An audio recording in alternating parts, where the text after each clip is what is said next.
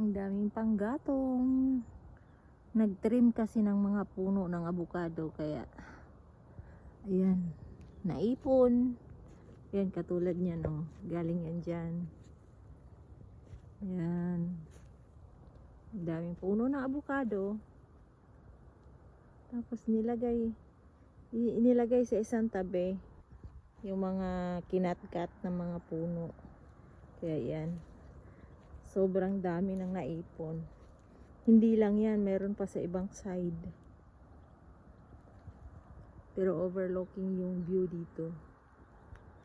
Overlooking. May hagdan pababa. Ang dami, oh.